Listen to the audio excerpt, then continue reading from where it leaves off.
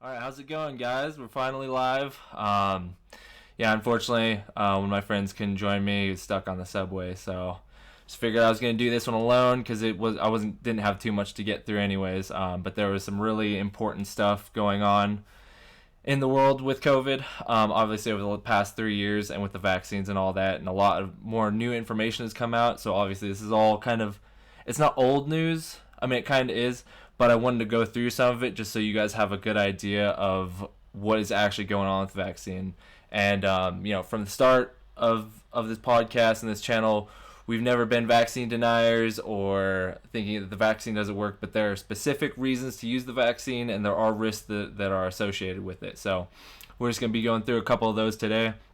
So let me just get this shared out from my page real quick, and we'll get this thing going. So let's start it off here. So actually, before we get in here, I have been going through a lot of personal things lately. Not anything rough or anything, but just went through a big move. So that's why I haven't been able to podcast for the last couple months, because I've been getting everything situated, got a new job and everything. So yeah, we're out here in Wyoming. Got the Wyoming flag with the bison on it, and I've been loving it out here. We're down here in the southwest corner of Wyoming, and it's amazing. Just the desert and everything. It's with the snow, and it's been very cold, but we've been getting through it. It's definitely a switch up to California, but I absolutely love it compared to California. I can go out and shoot whenever I want. I don't have to change my car up at all because I have a nitrous system in there. In California, I would have to do a smog every year and take it out. So I'm happy to be in a place that actually lets me be free and lets me be who I am. So it's nice to be somewhere where liberty is still valued in America. So that's been a little bit with what's going on with me. So we'll get right into it. This shouldn't be too long of a podcast. I just have a couple things to show you guys. So we'll get right into it. So let's go to my first little link that I got for you guys. So this one is basically showing that they did find some kind of alarming things with the vaccine in older people, which as I've always said, the vaccine should really be only used for people in those risk groups, such as older people.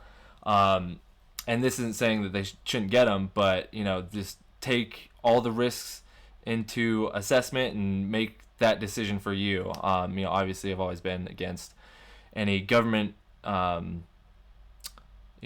force of the vaccine or anything like that, and any employer vaccine mandates. Always been against that kind of stuff, because this is a medical decision, and you should make those by yourself and through your doctor and what's best for you, and you shouldn't just take something because the government tells you to. So anyways, let's get into it. So the name of this study is the Surveillance of COVID-19 Vaccine Safety Among Elderly Persons Aged 65 Years and Older. So basically, they just did a study on a group of older people that got the BioNTech Pfizer vaccine, and they found some, kind of alarming things. So the only thing I really wanted to show you guys about this, so I'll read you this, the findings paragraph here. So 4 outcomes met the threshold for a statistical signal following the BioNTech vaccination, including pulmonary embolism, acute myocardial infarction, disseminated intravascular coagulation, and immune thrombocytopenia. So these are all things, if you guys aren't science people, these are all things that met the statistical threshold for this. So it's not just based on random chance. This is something that's actually got evidence backing it up. And these are R values that you see here. Those are relative risk factors. So what that means basically is that they have a group that has the vaccine, which is the test group, the study group, and they compare that to a group that hasn't had the vaccine. So with things like this, the embolisms, the coagulation, the infarctions, you'd expect to see, if there was no correlation between the vaccine and any of these events, you would expect to see a relative risk factor around 1. Obviously, if the relative risk factor was lower than 1, that would mean an inverse correlation, would meaning that the vaccinated individuals would have less likely chance of this. But as you can see here, these are all above 1, and they're quite above 1. As you can see here, the lowest one is 1.42, which is still very statistically significant. So this basically means for the vaccinated group, having the chance of a pulmonary embolism was 1.54 times more likely to occur than the control group or the group that did not have the vaccination. So, I mean, this is evidence right here that the vaccine does have risks, not only of things like we've seen like blood clots and whatnot, which is the coagulation, but of pulmonary embolisms, myocardial infarction, things like myocarditis, pericarditis, and then thrombocytopenia. I don't know what that is, but it looks like some sort of immune disorder with the heart. But this proves that there is a correlation. Now, as you know from science and psychology, correlation does not equal causation, but I mean, this provides good evidence that there's something going on with these vaccinated individuals. Now, usually with science, they get rid of all of the outlying factors that could be affecting this. So, this isn't just a random occurrence. And if it really wasn't the vaccine, if these things were all random and this really is just a correlation that doesn't come from the cause of having the vaccine, then you'd see some of these things, being lower. You'd maybe see some of them under 1, maybe at 1, above 1. But as you can see, they're all above 1. The relative risk is all above 1. Like I said, going from 1.42 to a relative risk of 1.91. And that's the highest one, which is kind of the scary factor, the disseminated intravascular coagulation. That means there's blood clots going through the veins and the arteries of the heart. So that's what that means basically. That they've locked down that there is a chance of having blood clots in your heart post-vaccination, at least with the BioNTech Pfizer vaccination, which is what a lot of people got. So I just want to show you guys that, just so you guys have an idea of this, and just to show you the incredible twist that the media puts on it, we're gonna go look at this AP article. And it's very frustrating because you have science that comes out like this, and then you have a lot of people that don't understand science and don't understand how to read peer-reviewed papers, so they can kind of manipulate people's minds with putting out not just a headline like this, but actually going further into it. So we'll show you, and I will explain to you how they just lie here. So here's the AP. FDA study doesn't prove the Pfizer COVID vaccine causes blood clots, even though we just saw that there's a relative risk factor of 1.91 among the vaccinated group of individuals having disseminated intravascular coagulation, which is a blood clot. So let's read a little bit into it. So the claim there, obviously, it causes blood clots. AP's assessment, false, which is just laughable. The study, conducted in part by researchers from the FDA, is being misrepresented. The research showed an association between elderly recipients of Pfizer's COVID vaccine and instances of pulmonary embolisms. However, the authors note that these findings do not prove a link to the vaccine. So that part is true. There's, with relative risk factors and these correlations, there's no way to actually prove for a fact that this is coming from the vaccine. But like I said, if you look at these, look at the numbers, they're all high. They're all above 1.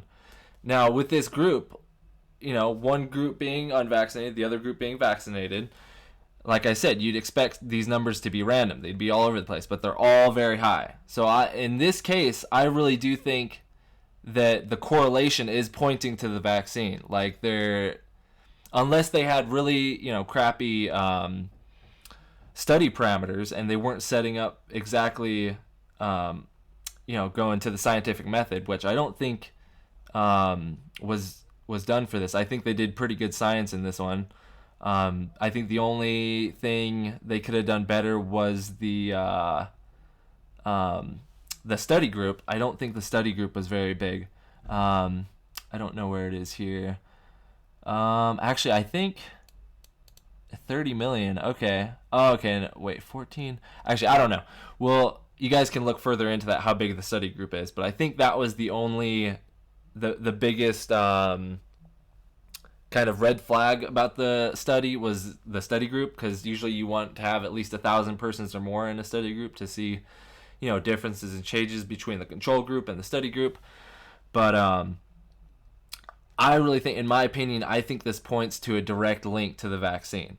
You know, I can't prove that, but with this data here, it's a very strong suggestion that it has something to do with the vaccine.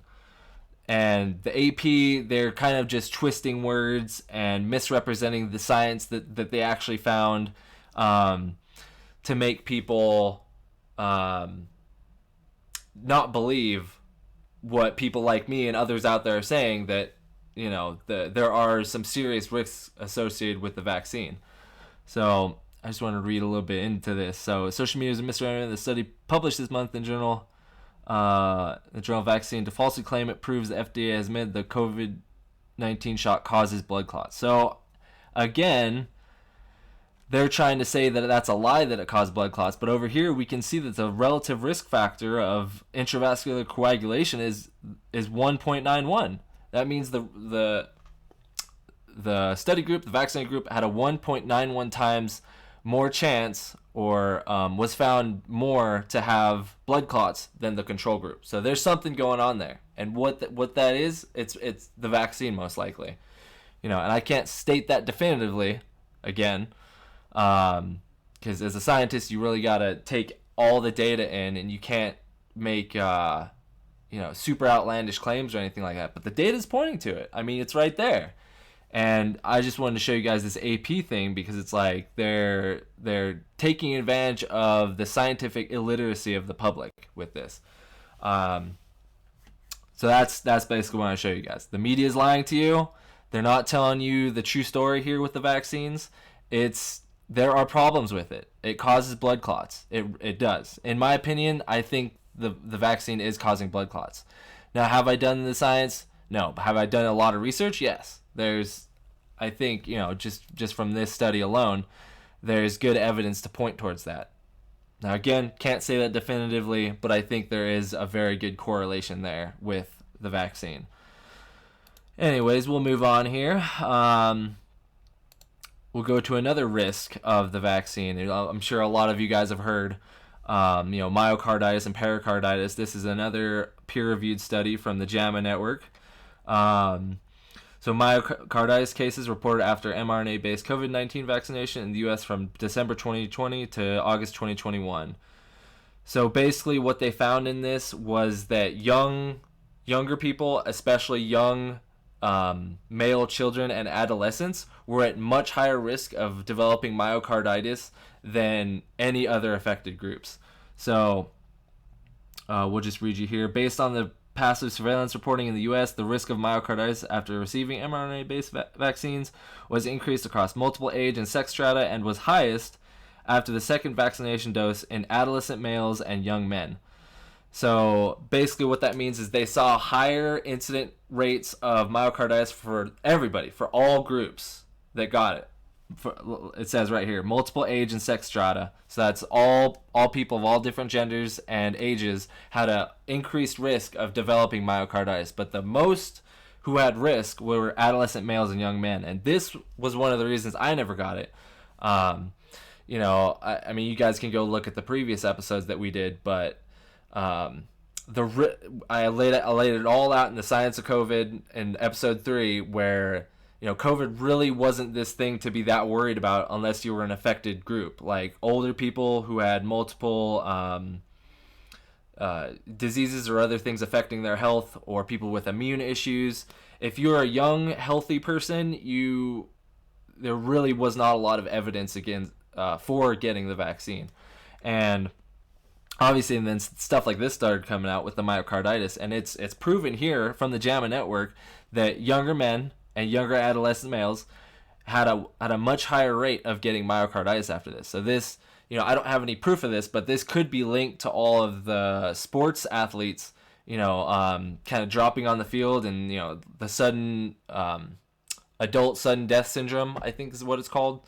Because what happens, as you've seen, you have a higher relative risk factor of getting these blood clots, and especially in your heart, and that causes myocarditis. Don't quote me on that, because I'm not sure directly if blood clots cause myocarditis, but myocarditis is just an inflammation of the heart muscle, which is probably caused, well, definitively caused by the vaccine. Um, so that's basically what I'm saying. If you're a young, healthy male, you probably should not get the vaccine. Unless you have any immune problems or any other health issues, you should not get the vaccine. It's just not, it's probably not in your best interest. Because the risks are, in my scientific opinion, I'd say the risks are far outweighing the benefits for getting the COVID vaccine. Because even if you get COVID, I've had COVID maybe 4 or 5 times now. Yeah, I mean, it sucks, I think the last time I had it was like a pretty bad flu. But, you're going to make it through most of the time if you're a young, healthy adult. And, you don't want to take the risk of, either temporarily or permanently harming your heart just so you can get over a light sickness like this. Now, like I said, if you're older, if you have immune issues or anything like that, you probably should get it. But these risk factors are just, they're not worth it for most of us that are young and healthy. So let me see if there's anything else here that I wanted to go over. So in the actual results here, so males comprised 82% of the myocarditis cases for whom sex was reported. The crude reporting rates for myocarditis within 7 days after vaccination exceeded the expected rates of myocarditis among multiple age and sex strata. So they were highest among the highest after the second dose in adolescent males aged 12 to 15 years, and adolescent males 16 to 17 years, and young men 18 to 24 years. So that's basically, all young men, young, healthy, teen children. I'd say especially children should not get this because children are the least affected group by COVID. I think for them especially, and we're going to be getting into that right after this one, the risks far outweigh the benefits. So I think that's a good segue into our next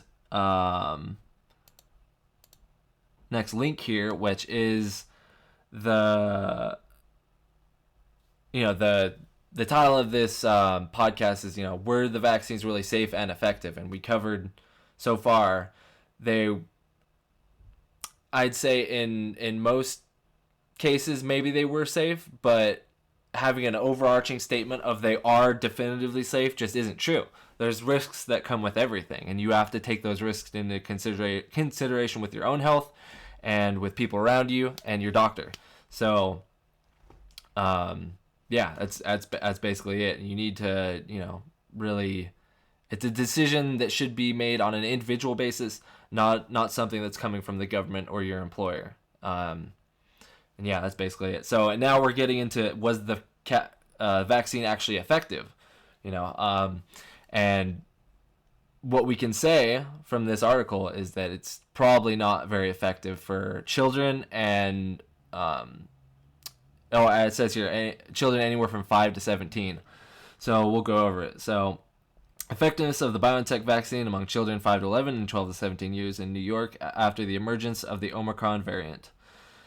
So, what's the main thing I wanted to show you guys here? So right here. So in the Omicron era, the effectiveness against cases of BioNTech declined rapidly for children, particularly those 5 to 11 years. However, vaccination of 5 to 11 years was protective against severe disease and is recommended. I would disagree with that. I would say you should not give a child a vaccine unless they are, like I said, in one of those affected groups. If you have an immune problem or you have diabetes or you have any other health issues, then yeah, maybe you should get it because then the benefits will outweigh the risks. But if you're a healthy child, I do not think that you should be giving your child a vaccine at all. It's not something that should be happening. Obviously from the myocardial issues and other things, blood clots and whatnot. So and this is a thing where, parents that got double boosted, triple boosted, it's like, you should really think about your kids too, because this thing is not very effective for children and you're increasing their risks exponentially for getting things like myocarditis, pericarditis, blood clots, and all that. So even though the researchers say that they recommend still getting it, protecting against severe disease, that I think that statement is true. It will protect against severe disease from COVID, but at the same time, that severe disease, even if you get it, the small chance, the very minuscule chance of a child getting severe disease from COVID does not outweigh the risks of possibly giving them something even worse or long lasting with the vaccine. So that's my opinion from this. And it's amazing that they can say, the effectiveness declined rapidly for children, and then they'd go along to say that they still recommend it. So it's just, they're just kind of going against their words and going with the overarching narrative and politics around this whole thing. So, although I do, they're not, the main problem I see with this is that politicians and people who make laws will see something like this and then force it on people, when that should not be the choice for everyone. Like I said, if you're in an affected risk group, then you should get it. If not, you probably should not, because there are more risks associated with getting the vaccine than with just getting COVID. And another thing I want to address is they have said that developing myocarditis from COVID was actually pretty high, but that's only if you get it. So there's an even lower chance of you getting. We'll look at it this way. So instead of getting the vaccine, which is 100% chance, you got the vaccine, and there's a small percent chance you might get myocarditis. Take the illness, which some people already have a natural immunity for. So not everybody's gonna get it, and some people will be immune. And you might get myocarditis from COVID as well, but I think that chance is lower than the risk from 100% getting the vaccine and possibly developing myocarditis from that. So, I've been saying this the whole time. Kids should not be getting vaccinated. It's just something that should not be happening. All the data's out. It's been 3 years since this started. We've been looking at the data for that long, and I've stuck to it. All the data that's come out so far, even at the beginning, I said it shouldn't be for kids, and even now, I still say it shouldn't be for kids, unless you're in one of those affected groups again. So, based on that, Sweden actually stopped recommending it for kids based on data like this, which is good.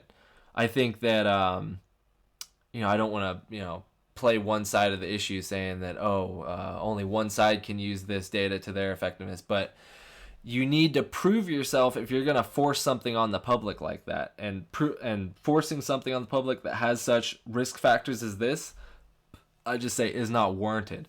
So they really should. The burden of proof really is on the legislatures and the government that wants to force something, rather than the people who would like to make the decision for themselves and their own children. So that's how I just wanted to explain that. So I'm not playing one side of the issue here. But let's get into it. So Sweden decides against recommending COVID vaccines aged 5 to 11, or for kids aged 5 to 11. Sorry.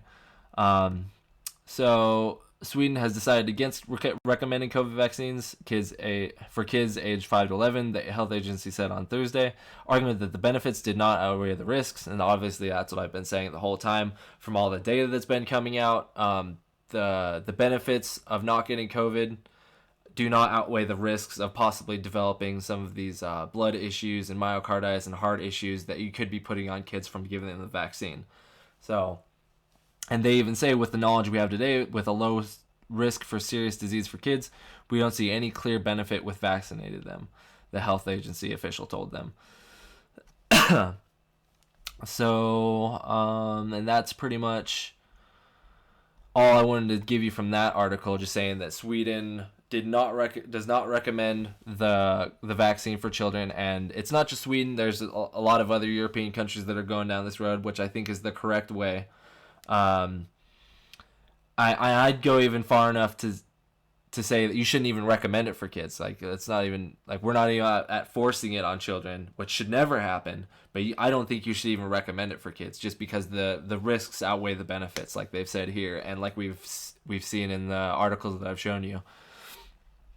So, like I said, this is going to be a long one, but just to wrap everything up, with the science of what's been coming up, of what's been coming up, um, that's really the main point. The benefits do not outweigh the risks, or yeah, the benefits do not outweigh the risks, especially for children and young adults, especially young males. Um, like I said, if you're in a risk group, you're older, you have immune issues, you have health issues, and that benefit of not getting COVID does outweigh the risk of possibly developing some of these things, the pulmonary embolisms, the vascular constriction, or coagulation rather. Then you probably should get it. But that's just what I wanted to show you guys. I've had these links for a while now. I know it's kind of older news, but I just kind of wanted to put everything together and give you guys just a straight answer on, at least in my opinion, from a scientific opinion, because I have my degree in microbiology. If you're a child, you should not get it, or rather, if you're a parent of a child, you should not give them a vaccine. If you're a young adult, you shouldn't get the vaccine, and especially if you're a young man or a young adolescent teen, should not get the vaccine. The benefits do not outweigh the risks. I just got to keep reiterating that because they've said forever, oh, this vaccine is safe and effective. That's not the whole picture.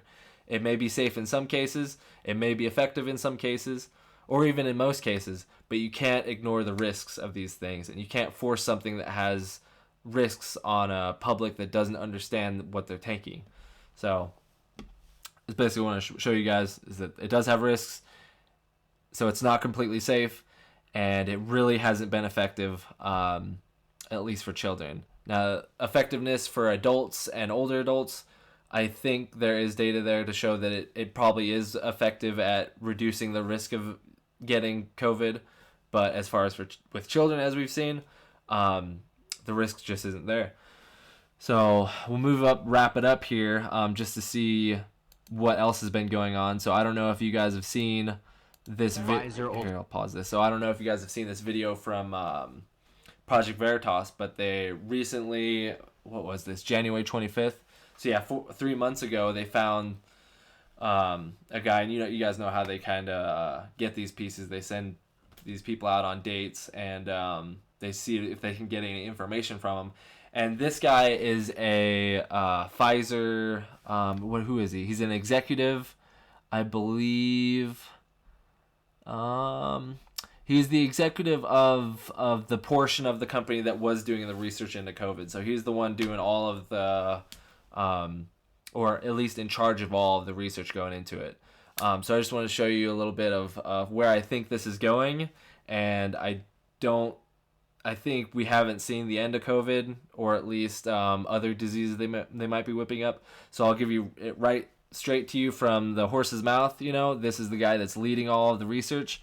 And if you haven't seen this, it's honestly quite shocking that somebody would just readily admit this, even to somebody that, they just met. So we'll give it a watch here. Ultimately is thinking about mutating COVID? Well, that is not what we say to the public. No, don't tell anyone this. You probably shouldn't tell anyone. You probably shouldn't tell anyone. Okay? We're exploring, how the virus keeps mutating? Yeah. Well, one of the things we're exploring is, why don't we just mutate it ourselves so we could preemptively develop new vaccines, right? So we have to do that. If we're going to do that, though, there's a risk of, as you could imagine, no one wants to be having a pharma company mutating viruses. You have to be, very controlled to make sure that this virus that you mutate doesn't create something that, goes everywhere. Something crazy. Is the way that the virus started and moving on. To be honest, it makes no sense if this virus popped out of nowhere. Yeah, I know. Meet Jordan Tristan Walker. And as you guys can see, that's just fucking crazy, dude. The fact that he can admit that Pfizer is mutating the virus in order to make it more deadly, or in other words, what would they call it?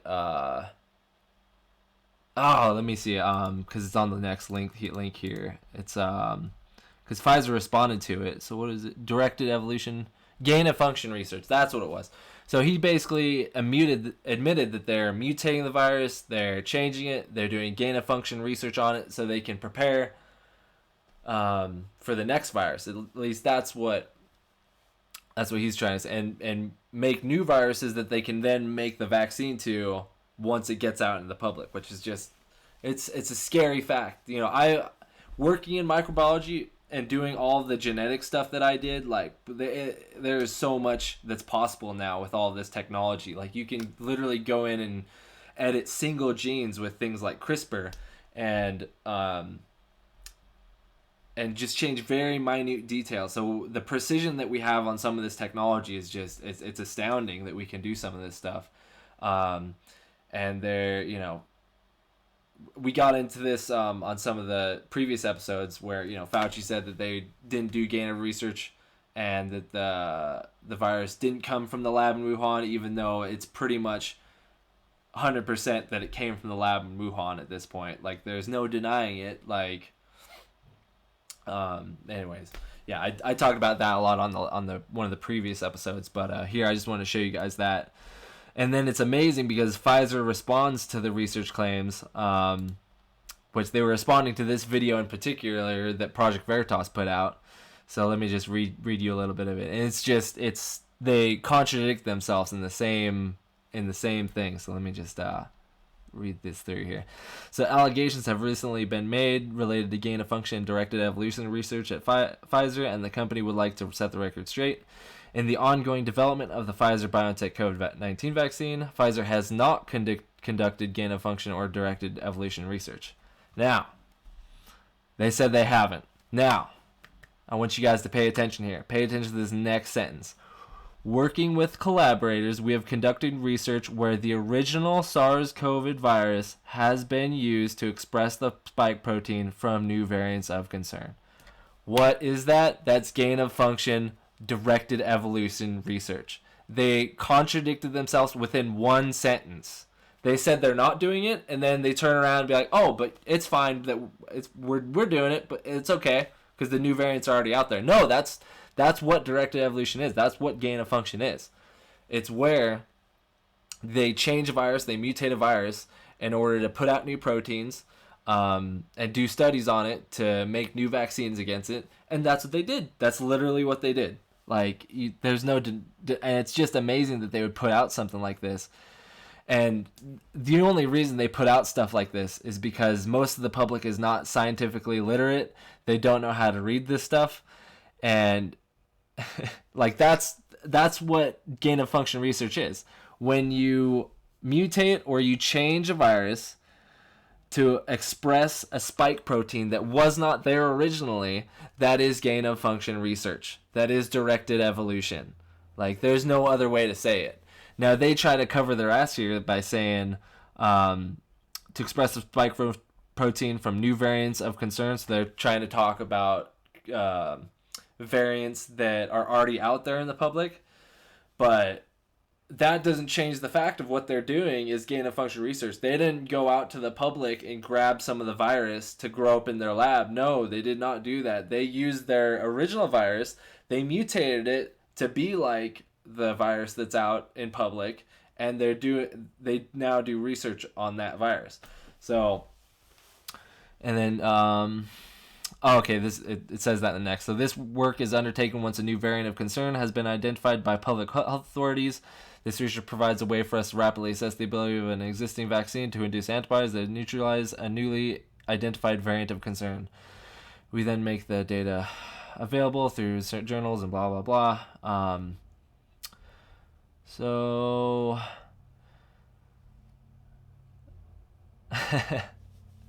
okay, this is the next thing I want to read to you guys. So they say all of this here, and then with a naturally evolving virus, it is important to routinely assess the activity of an antiviral. Most of this work is conducted using computer simulations or mutations of the main protease, a non-infectious part of the virus. So it does not matter if it's not infectious.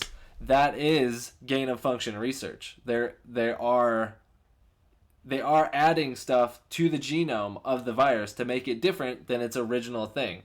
Like, that is, like I said, they're not getting the virus out from public, bringing it back, growing it up, and testing vaccines and remedies on it that will that will kill it, they're making their own version of the virus that's in public by mutating viruses they previously had. So let's see here. So in a limited number of cases, when a full virus does not contain any known gain-of-function mutations, and that's kind of odd that they say that. Such viruses may be... they say it again, dude. Such viruses may be engineered to enable the assessment of antiviral activity in cells. Like, that's also gain of function. So they've said 3 times now, even though they say up here in the top, Pfizer has not conducted gain of function research. They said 3 times that they have. They have completely contradicted themselves. And they do this, like I said, because people don't know what they're saying. They see all this as, they use a lot of big words that most people don't know. And they're really just trying to confuse the public, because what's going on here is gain of function research. It is directed evolution. They are changing the original virus into new things, and that's the thing to be worried about. So before I wrap this up here, let me just finish this up. Laboratory assess whether main protease can mutate to yield resistant strains of the virus. It is important to notice these studies are required by regulators. Okay, and blah, blah, blah. So basically, what they're saying is that, like the other, the executive was saying, they are mutating this virus. They are mutating them. They're doing gain-of-function research on them to make new variants and new viruses. So that is the really scary prospect of all this, is that they can basically whip COVID, what it is now, even the Omicron variant, into something that is a lot more deadly. And, being a big corporation, there's really nothing stopping their incentive to do something like that, because that means that more people will have to take their vaccine, so they'll make more money in turn. So it's just a very scary prospect that we have these companies now, we have this technology now, even though it can be used for some very breathtaking and things that really help the public and humanity in a whole. It can also be used in the other way to destroy humanity and do things like release a new virus on the world, which honestly, I think that's what they did here. They took a virus from a bat, they mutated it until it was transmissible to humans, and what happened, as everybody knows, in the past 3 years, millions of people died because of it. And it's just, it's insane. All of this put together, it's scary looking into the future to see what's going to happen next, because, they could release something that's 10 times as deadly as COVID, because as we've seen, the global infected fatality rate of COVID was only around 0.5%. So it's really not much at all. Whereas, and I said this in my in a previous episode, the flu, when it was first out, had an infected fatality ratio or rate of 10%. That means 10% of people who got it were dying. Versus this, which less than a year after it being out, had an infected fatality rate of about 0.5%. So nothing near the rates of the flu when it first came out back in the 1920s. And that's, like I said, that's the scariest part of this, is that they can whip something up that's a lot worse than COVID. They can do whatever they want because they have these new technologies that they can make it into something that's just incredibly deadly. So we'll just have to see what happens. But I think something like that is coming. I think we have not seen the end of COVID. I think at the very least they're going to keep mutating COVID into different variants, so people have to keep getting the vaccine and they keep the fear up. And at the very worst, we'll see something on the scale of the flu when it first came out, so killing anywhere from 10 to 15% of people, and that would be devastating to the world economy and the world population. Like, it'd be savagery on a scale that we have never seen before in our lifetimes, at least. So watch out for this, guys. And I don't know, it's kind of hard to say, with all of the risks that the vaccines take on, but with something that they whip up next that might have a higher fatality rate, you might have to get the vaccine. The risks might far the risks from getting the new disease might far outweigh the benefits of not getting a vaccine. So that's the scary prospect, but about it all.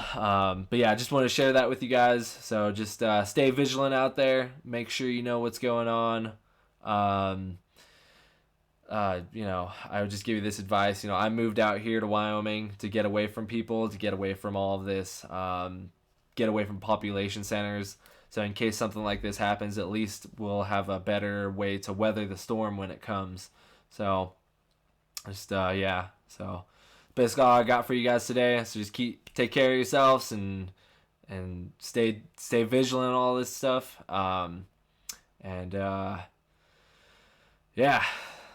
It's been a wild ride these past 3 years. So keep it spicy, and we'll have some new episodes coming up in the coming weeks. All right, guys, have a good night.